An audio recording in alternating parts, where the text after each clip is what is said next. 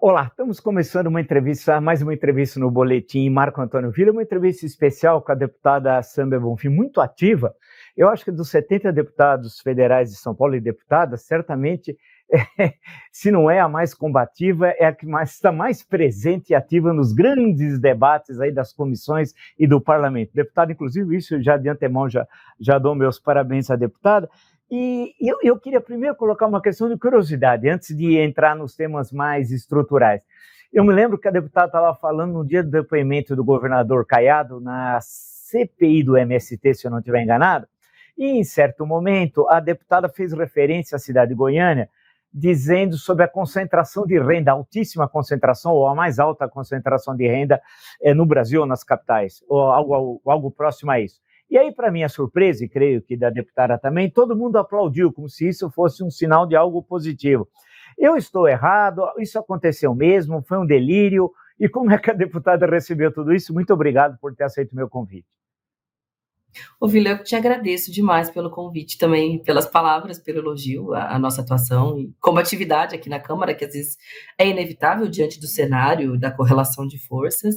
E é verdade, assim, foi exatamente na CPI do MST, o Caiado ele veio até a comissão para, enfim, apontar possíveis crimes e problemas relativos ao Movimento Sem Terra, e o nosso papel que está ali de defesa do movimento era dispor as contradições e problemas dele. E um dos temas foi justamente que, bem, a cidade de Goiânia concentra a renda, inclusive o papel que o agronegócio tem nesse alto índice de concentração de renda, era esse o objetivo da minha fala. E aí, de fato, eu fui surpreendida, não achei que fosse ter um aplauso, uma comemoração diante disso. Não sei se não entendem o conceito de concentração de renda ou se estão tão vis e perversos que, de fato, aplaudem por elogiarem esse brutal desigualdade social que é uma marca característica do nosso país. Independentemente do que for, serviu, eu acho, para as pessoas que acompanham a CPI entender também qual é o caráter, o perfil e o intuito dos bolsonaristas que montaram essa CPI, que são maioria na CPI, que estão na presidência, na relatoria, e que fazem dela um instrumento não só de chantagem do governo Lula, mas também de aglutinar a base social mais radicalizada do bolsonarismo para seguir tentar disputando. Estamos no mundo das narrativas, né, da era das narrativas, então disputar as narrativas, mostrar que tem um grande problema na esquerda, naqueles que se organizam socialmente, o MST, a principal base social, né, assim, organizada do Lula, foi muito presente, inclusive ali em Curitiba, enquanto ele esteve preso, e eles querem virar um pouco o jogo nesse momento que perderam as eleições. Mas eu tenho sentido que a CPI do MST tem servido como uma vitrine do próprio fracasso deles mesmos, sabe? Falta estratégia, falta coordenação, faltam dados, ficam repetindo a mesma cantinela enfadonha de que seriam bandidos, terroristas, invasores, e a coisa acaba não caminhando muito. Acho que chamaram Caiado, como é um governador respeitado, né?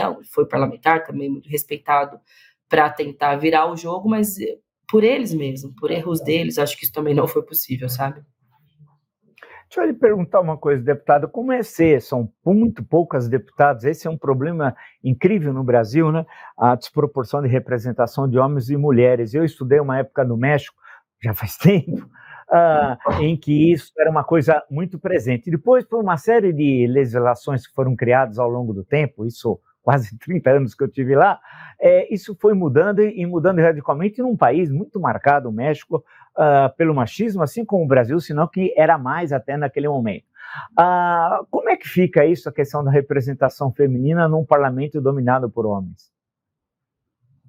Você citou o México, acho que é importante destacar o papel que o Brasil tem na América Latina. O Brasil é lanterninha em representação política feminina, porque o México, assim como outros países, conquistaram projetos, principalmente de reserva de vagas ou de compromisso maior das estruturas partidárias para o financiamento de candidaturas, o que possibilita hoje uma maior representação nesses lugares. Isso significa também mais projetos voltados para as mulheres. Isso não significa segmentar. Eu sou feminista, faço muita política voltada para os direitos das mulheres, mas não vejo mulheres como um segmento, como uma questão identitária. Nós somos mais da metade da população, nós estamos na esfera da produção, como todos os homens, mas na reprodução da vida social, da reprodução do sistema, majoritariamente ainda são as mulheres, né, que estão ocupando essas tarefas. Então, falar do público feminino é falar da totalidade da sociedade brasileira. E a gente tem uma subrepresentação gigantesca. Nós temos hoje a maior representação da história do nosso país aqui no Congresso. Foram 91 deputadas eleitas. Mas isso corresponde a mais ou menos 17, 18% só de mulheres. É muito aquém do que deveria. E aí, Vila, com todo respeito à trajetória de todas elas que estão aqui, em sua maioria também são mulheres que são herdeiras de capitais políticos, né? São esposas, são filhas, primas, que já têm uma trajetória construída para chegarem aqui. Mulheres que fogem a esse perfil, aí sim, são minoria de fato, né? Que romperam uma série de barreiras do machismo, da pobreza, de tudo que você pode imaginar, estão presentes hoje aqui nesse espaço. E o resultado disso são vários, são projetos de baixa qualidade voltados para as mulheres brasileiras, são poucos projetos, e é a violência política de gênero, que é um conceito ainda muito recente na sociedade, como lei foi sancionada só no ano passado, e assim como toda lei, principalmente voltada para as mulheres, demora um tempo para ser maturada. Então, a Lei Maria da Penha, hoje, todo mundo sabe do que se trata, mas demorou um tempo para a sociedade compreender, assim como a lei do feminicídio. E agora, a lei da violência política de gênero, nós estamos vivenciando, né, o seu processo de consolidação na sociedade. E o que acontece é isso, somos poucas, as poucas que têm passam por todo tipo de constrangimento, assédio, humilhação, violências e ameaças, e agora tem o fato mais recente, que foi um processo de cassação, pedido de cassação, aliás, coletivo, de 6 deputadas, entre PSOL e PT, por terem se manifestado contra a aprovação do marco temporal, por terem emitido uma opinião sobre a aprovação do marco temporal. Grotesco em vários níveis. Todos os pedidos de cassação para os deputados que estavam envolvidos na convocação e na mobilização dos atos golpistas do 8 de janeiro estão todos paralisados. Eles nem sequer foram lidos pelo Arthur Lira. Aquele outro deputado de Minas Gerais que foi para a tribuna, colocou uma peruca ofendendo as mulheres transexuais que inclusive estão aqui no parlamento pela primeira vez, ainda não teve nenhum encaminhamento. Agora, os nossos relatores possíveis já foram até sorteados. Na próxima semana, 2 de nós já vai ter o relator definido. Então, assim, é uma velocidade para punir ou constranger, porque serve para isso também, né? Para tentar intimidar. Uma velocidade tão grande para fazer isso com as parlamentares de esquerda, combativas, e uma morosidade ou uma indisposição de fazer isso com os bolsonaristas. É esse o cenário que a gente vê. Eu até anotei também aqui para não esquecer, porque muitas... você falou uma coisa interessante que eu estava pensando aqui, porque eu entrevistei o professor Muniz Sodré outro dia, nós estávamos discutindo a questão do racismo, né? E você, em certo momento, disse, veja se eu estou enganado, porque eu fui até olhar uma outra anotação que eu tinha aqui. Não vejo as mulheres como uma questão identitária, né? Você disse... não sei se eu estou absolutamente correto, sabe porque a minha geração até é um pouco depois do professor Muniz Sodré, e muito antes da sua, a questão das mulheres, a questão dos negros não eram questões colocadas como prioritárias, era a questão que envolvia a questão das classes, né? Em suma, isso era uma questão a ser resolvida a posteriori. Isso é o que se falava, isso faz tempo, na segunda metade dos anos 70. Hoje se vê algumas vezes de forma diferente, ou por influência até da sociologia norte-americana. Então, na sua leitura, na sua visão de mundo, quando eu colocar assim, não vejo as mulheres como uma questão identitária, ou seja, você está pensando que existe a questão das mulheres, existe a questão do racismo, da homofobia, etc, etc, porém, há uma questão que precede a isso, ou seja, uma mudança radical na estrutura de poder, ou não, ou são as duas coisas que correm paralelamente? Vila, eu não vejo como uma questão que precede, mas de fato como coisas que correm paralelamente, né? Eu acho que a estrutura social, o modelo de desenvolvimento neoliberal nos últimos anos, nas últimas décadas, principalmente na América Latina, ou mais, se a gente for pensar de forma geral, a própria forma como o sistema capitalista se estrutura, as relações de opressão e de exploração são casadas para a manutenção das desigualdades, para a manutenção da taxa de lucro, pensando nas diferenças de relação entre as classes com relação à forma como a sociedade se desenvolve. Então, mais concretamente, as mulheres, elas estão hoje no mercado de trabalho, nos postos de trabalho mais precários, são as principais vítimas da fome, são as que ganham salários menores, mas elas carregam também o que a gente costuma chamar de dupla jornada, mas carregam consigo também o trabalho reprodutivo, que é o cuidado com a casa, com os filhos, com a limpeza, que é o trabalho invisível e não remunerado, ou quando remunerado, muito mal remunerado. E, portanto, se você somar essa dupla carga de trabalho, é uma condição de exploração ainda superior do que a dos homens, trabalhadores que, de maneira geral, no Brasil, já penam muito, já sofrem muito. Então, é nessa perspectiva, assim, de maneira geral, que vejo as mulheres na sociedade brasileira como uma sociedade de classes que estão inseridas na produção, mas que o peso da reprodução do trabalho é tão grande que qualquer política pública, aí pensando como governo, como parlamentar, qualquer política pública tem que ter esse olhar, esse cuidado especial, né? Seja na esfera da segurança pública, porque além das violências cotidianas, né, da violência urbana, digamos assim, assaltos, roubos, etc., tem também a violência que acontece em função do nosso gênero, em função de estarmos, muitas vezes, numa dependência material e econômica ainda dos homens, e, portanto, essa relação de poder e de exercício de força se expressa, ou se a gente for pensar a política de enfrentamento à fome, por exemplo, né? Não é à toa que no Bolsa Família, ou no próprio auxílio emergencial, na época do governo Bolsonaro, tinha uma dupla cota voltada para as mães chefes de família. Então é mais ou menos dessa forma, assim, né? De maneira geral que eu busco ver, mas aí que trazendo para o concreto, para o material, é isso, é entender a especificidade, mas que fala também da totalidade, sabe, da sociedade brasileira. Deixa eu lhe perguntar uma coisa. Outro dia, conversando com o deputado Guilherme Boulos, que é candidato a prefeito de São Paulo, eu não gosto dessas expressões pré-candidato, todo mundo sabe quem é candidato ou não, acho que é eleitoral, hipocrisia, né? Não, em tal momento não pode falar, em tal momento pode, isso é uma enorme bobagem e tal. Então, eu até falei para ele como é que ele se sentia, porque em toda eleição, quando ele entrou em eleições majoritárias para o executivo, ele era a zebra, agora ele é o favorito, ao menos um ano das eleições. Aí ele falou, não é bem assim, papá.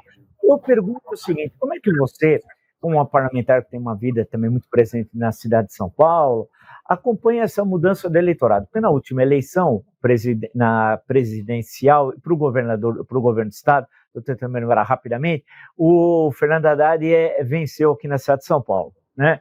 E é uma tendência hoje, não sei, pelo olhar, pelo que eu converso, e algumas pesquisas dessas que circulam em pequena escala por aí que o pessoal me mostra, o Guilherme Boulos é o candidato favorito. A questão que se coloca é quem vai para o segundo turno com ele. Grosso modo, as pessoas falam isso. Pode ser que não ocorra isso, a gente não sabe, mas é o que se fala hoje. Eu pergunto a você, como uma militante do PSOL, como é que se explica o que o eleitorado paulistano será? Eu sei que não é um exercício de futurologia, mas o que eu pergunto a você, que tem uma vivência mais plural na cidade, porque tem gente que só conhece São Paulo no raio de 1 quilômetro, sabe, na região dos Jardins ou do Itaim, e não conhece a complexidade de uma das maiores cidades do mundo, extremamente desigual como a nossa. Como é que você vê não vou chamar de favoritismo, mas essa presença tão grande hoje de um candidato do PSOL como candidato a prefeito de São Paulo, algo que há 10 anos atrás, 8 anos atrás, seria algo impensável? Vila, na verdade, a esquerda já governou São Paulo por 3 experiências que foram muito interessantes, né? Com a Luísa Erundina, com a Marta e com o Haddad, isso no período, né, mais recente da redemocratização. E foram experiências, cada uma fruto do seu tempo. Também a da Erundina, eu considero a experiência mais avançada, porque era um consenso, era um momento de ascenso, aliás, do movimento operário, da consolidação do PT, do Programa Democrático Popular, né, das grandes ideias. Depois a Marta já foi um pouco também uma entrada nos setores mais da classe média, né? A Marta tem uma origem mais aristocrática, digamos assim, desse perfil, desse DNA desenhado de São Paulo. E o Haddad hoje vem cumprindo com um papel mais de diálogo, inclusive, com o próprio mercado dentro do governo Lula. Então foi tendo uma atualização que foi acompanhando o que foi a adaptação programática do PT, não um redesenho do seu papel na política e principalmente enquanto governo. Agora, o Boulos, ele aparece como nome dentro do PSOL, então ele não tem esse caminho que o PT vinha desenhando de adaptação programática, e ele consegue conciliar um perfil que dialoga muito com os setores das periferias da cidade, principalmente por ser uma liderança de um movimento social que está tocando uma pauta absolutamente sensível para qualquer pessoa que vive em São Paulo, que é a pauta da moradia, principalmente para quem é mais pobre, né? Tem muita gente morando na rua, mas assim, muita gente vive de aluguel, paga um aluguel caríssimo para viver em caixinhas de fósforo, em lugares muito afastados do centro, que dificultam muito a mobilidade urbana. Então ele entende muito, ele tem autoridade sobre um tema que é o coração, né, dos problemas da cidade de São Paulo, e ele ainda é considerado um outsider, ainda que hoje ele seja parlamentar, um caminhão de votos, né, mais de 1 milhão de votos, ele não tem essa trajetória no executivo que faça ele parecer um político tradicional. Eu acho que isso também tem o seu agrado hoje, numa política em 2023, sabe, em que as pessoas querem combinar um pouco resultados, querem que a vida delas mude, que a vida delas dê certo. Então, acho que essa experiência com a pauta da moradia é útil numa cidade tão machucada como está São Paulo, ao mesmo tempo como uma novidade na política, alguém que vem numa crescente, né? Desde presidente, depois prefeito, deputado e agora está no auge. O apoio do PT vai ter um papel muito importante, tem esse acordo estabelecido, né, quando ele retirou a candidatura para o governo do estado, porque o PT, diferentemente do PSOL, isso é uma autocrítica, mas estamos em evolução, tem um enraizamento estruturado melhor nos bairros e periferias da cidade, tem núcleos, tem lideranças que carregam, né, que ajudam a carregar também a candidatura. Tem nomes mais consolidados, tem uma bancada de vereadores maior, tem mais história. Então, eu acho que essa combinação o torna favorito. Só que é isso, estamos há 1 ano e meio, eu não gosto de ser pessimista, mas a gente também não vai enfrentar uma eleição difícil, toda eleição difícil, ainda mais para o pessoal, imagina, para a gente nunca é fácil, mas vai ser, a impressão que eu tenho que vai ser um movimento contra a máquina, sabe, o Tarcísio vai estar com peso na campanha do Ricardo Nunes, vão unir do PSD ao PL, por um prefeito que não tem cara, não tem nome, as pessoas mal sabem quem é o Ricardo Nunes, que tem, não digo nem que ele tem ampla taxa de rejeição, porque não se sabe nem o que se avaliar de um prefeito como esse, e que está com muito dinheiro em caixa, e que já começou aquela velha história de botar a máquina para trabalhar na véspera, né, da reta final da eleição, e a cidade está passando por uma série de reformas e obras, vários canteiros por aí. Vamos ver o quanto o movimento consegue vencer a máquina ou quanto a máquina vai se impor sobre o movimento. Vai ser uma eleição, assim, muito, muito importante, porque tem repercussão nacional, pode ser muito importante, uma virada para o próprio PSOL, essa experiência de governar uma capital como São Paulo, se tudo der certo, né? Vai ser uma eleição, assim, de muita atenção, como poucas foram até hoje na capital, assim, pela sua peculiaridade. E me chama a atenção, né? Tanta gente se unindo para tentar bater no Boulos nessa eleição. Não é uma análise, enfim, utópica ou ingênua achar que, de fato, ele tem condição de chegar lá, né? Você lembrou que o Guilherme Boulos não é um político tradicional. Você não é uma política tradicional.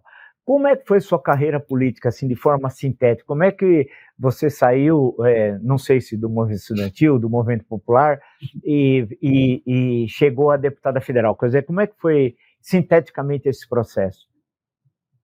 Foi muito rápido. Eu fui militante do movimento estudantil da USP, eu fiz CFLeste, fiz letras, fui do DCE, do Centro Acadêmico, depois eu fiz parte do Sindicato de Trabalhadores da USP por pouco tempo, tive umas 2 experiências como de greve, e aí em 2016 eu me candidatei a vereadora numa campanha bem, assim, movimento mesmo, mas, assim, um pequeno movimento, eu era completamente desconhecida, e eu, na verdade, nem de São Paulo originalmente sou, eu nasci no interior de São Paulo, sou de Presidente Prudente.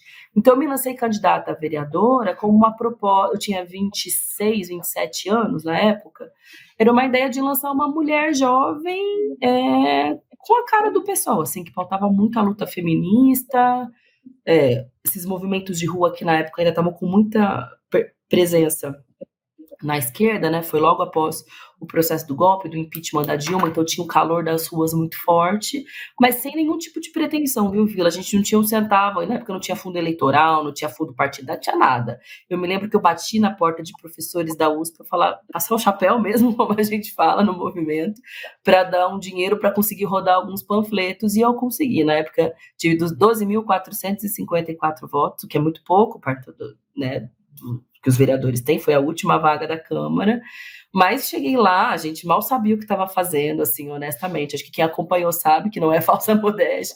Não sabia muito pouco como funcionava, porque a minha experiência com o parlamento era zero. E da minha equipe também, que eram todos muito jovens e inexperientes como eu. Mas aí, 2 anos depois, eu me lancei como federal. À época, a minha aposta bom, o pessoal tem 2 parlamentares em São Paulo, pode crescer, se tiver 3, a terceira vaga é minha. Era mais ou menos esse o cálculo, porque fiz um bom mandato, assim, aí, sem modéstia, na época, com oposição ao ex-prefeito João Dória, tive alguma visibilidade nesse sentido, e com um bom uso de redes sociais também, que naquela época já faziam muita diferença. No fim, eu fui a mais votada do partido em São Paulo, eu tive 250 mil votos, que me surpreendeu muito, porque minha votação cresceu em 20 vezes em 2 anos. E aí foram 4 anos de gestão Bolsonaro. Eu que tinha pouca experiência, estava chegando no Congresso Nacional numa conjuntura em que todos eram inexperientes, porque era um governo de extrema direita. Depois, com a chegada da pandemia, foi ainda mais desafiador, porque sessões híbridas e lidando com um delinquente, genocida, irresponsável, autoritário, golpista o tempo todo, num momento muito difícil. Depois eu engravidei também, tive meu filho nesse contexto. Então, assim, foram 4 anos, pessoal e politicamente, de muitos desafios. Mas eu acredito que eu fui reeleita porque as pessoas também viram uma dedicação, assim, sabe? Uma entrega em tentar, na medida do possível, responder ao caos e tentar extrair alguma coisa de boa para a população. Então, tive alguns orgulhos, né, dessa legislatura. Fui uma das autoras da emenda que garantiu o auxílio emergencial em dobro, por exemplo, para as chefes de família, justamente com essa preocupação, né, enfim, de compreensão do papel das mulheres no Brasil. E aí fui reeleita. Então, eu digo essa trajetória porque foi tudo muito rápido, de fato, mas sempre tentando fazer essa conexão do parlamento com as ruas, assim. E eu mudei algumas coisas, não sou mais aquela jovem, de certa forma, ingênua de 2016, porque, né, a gente chega sem saber nada no parlamento, mas algumas coisas eu ainda carrego comigo, assim, sabe? Talvez uma petulância, já me chamaram de petulante esses dias, uma ousadia, assim, de às vezes enfrentar estruturas aqui da Câmara que tá no meu DNA, assim, por enquanto ainda não perdi. Espero não perder também. Deixa eu lhe perguntar uma coisa, para fechar nossa conversa, Sam. Como é que você avalia o primeiro semestre do governo Lula? Tá engatando agora, Vila. Acho que demorou um tempo para conseguir alinhar as pontas e lidar com um Congresso que ficou viciado na lógica do orçamento secreto nos últimos anos. Eram 16 bilhões de reais que eram direto para abastecer a base eleitoral, os votos e os anseios do Centrão, mas não só do Centrão, de muitos outros parlamentares também. E aí, numa conjuntura nova, numa eleição que foi apertadíssima, com um Congresso com muitos membros da extrema-direita e com Arthur Lira, hiperchantagista, com hiperpoderes, porque teve o voto de tudo e de todos, o pessoal não teve, mas quase de tudo e de todos, não é simples para o governo Lula, por mais experiência e capacidade que ele, como governante, tem, e por mais respaldo que ele tenha, ainda que a eleição tenha sido apertada, de diferentes setores da sociedade, porque, acima de tudo, se formou uma frente ampla na eleição do Lula. Foi um movimento democrático que o elegeu mais, eu tenho consciência disso, mais do que um movimento de esquerda, né? Foi muita gente, setores da imprensa, ainda que de forma indireta, todo mundo entrou porque percebeu o problema que seria a consolidação do projeto bolsonarista. Então, não há mais conjunto, ainda que tenha esse respaldo forte e amplo da sociedade, poucos dias depois teve uma tentativa de golpe aqui nos três poderes. E segue reverberando, porque não teve ainda a responsabilização dessas pessoas. A CPMI está engatando aos poucos, ainda está meio frágil, né? Ainda está faltando um momento ali de checkmate nos golpistas. Ainda não vi isso acontecendo, mas espero que chegue em breve. Está muito no campo do judiciário, né? Iniciativas úteis como essa. Acho que agora com a inelegibilidade do Bolsonaro, que deve em breve se concretizar, vai haver uma estabilidade maior, mas uma grande pedra no caminho vai seguir, uma rocha, que é a rocha Arthur Lira. Vila, é um problema grande para o governo Lula. O nosso voto, aliás, contrário, foi um pouco nesse sentido, assim, a gente está lidando, todos são chantagistas de algum modo, na política isso acontece sempre, mas é um chantagista de marca maior e com muitos poderes. Agora está com algumas exposições por conta de ações da Polícia Federal, do ressurgimento da sua ex-esposa, mas ainda segue muito poderoso, né? E não aprova nada se não for à base de muita chantagem. Então, se o governo Lula souber lidar bem com essa chantagem, tende a caminhar.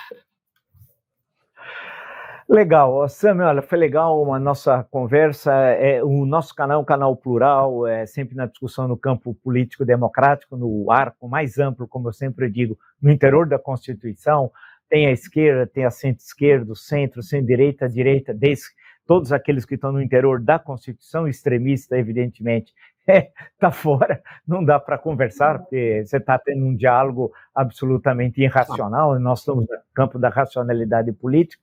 Então, agradecer muito a tua gentileza de ter atendido o meu convite, acho que foi uma boa conversa, mesmo para o nosso canal, para o público que acompanha o nosso canal, muitos ainda não a conhecem, eu a conheço porque eu acompanho o par e passo a política da cidade de São Paulo e a política federal, e foi legal você colocar essas opiniões mais amplas sobre o que você pensa, o que pensa o PSOL, e a visão que tem agora das transformações que o país está passando. A gente está passando um momento difícil, você mesmo lembrou, mas a gente está conseguindo caminhar, né?